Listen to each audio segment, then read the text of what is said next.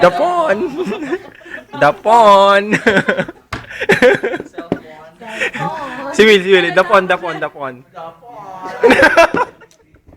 Halata, problemado si Bert. Sa kausap.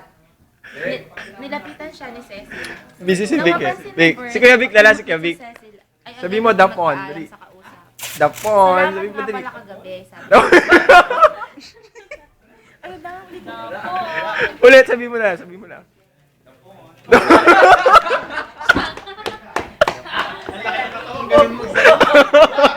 na. Okay lang yun. No problem. Kamusta pakiramdam mo? Nothing beats the original talaga. Medyo may over pa, pero I'm okay. Sagot ni Cecil.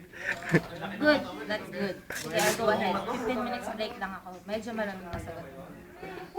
Sure, see you na lang sa bahay, sabi ni Cecil. Hindi na nagsalita si Bert. Halata ni Cecil na may malalim na iniisip si Bert. Habang nasa training room, hindi mawala sa isip ni Cecil ang expression ng mukha ni Bert habang nakikipag-usap siya sa cellphone. Cellphone. Then she remembered the text messages na binanabasa niya sa cellphone. Talaga emphasize talaga.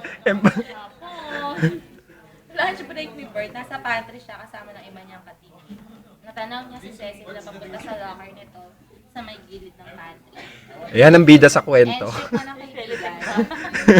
End shift na ng kaibigan niya, nakita ni Cecil si Bert, lumapit siya sa kinaupuan ng binata. Bert, Cecil na, hindi na Ces. Kompleto na. Cecilia, kung gusto mo. Bert, Cecilia ano, Rodriguez. sabi ni Cez.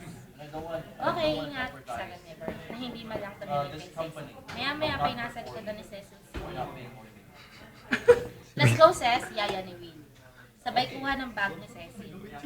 Bye, paalam ni Cecil kay Bert. At maglakad na sila ni Will palabas ng kanto.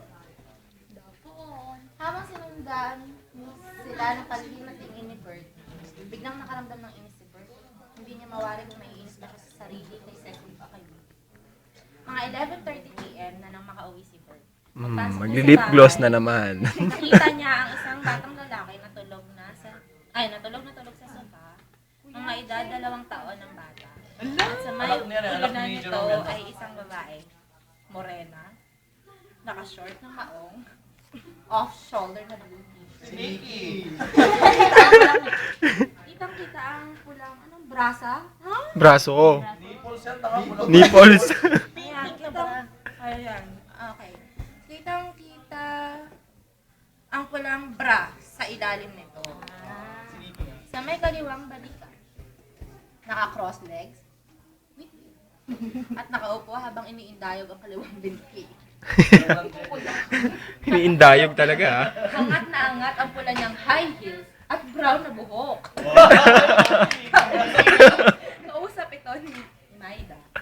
Nikki, gulat na ba?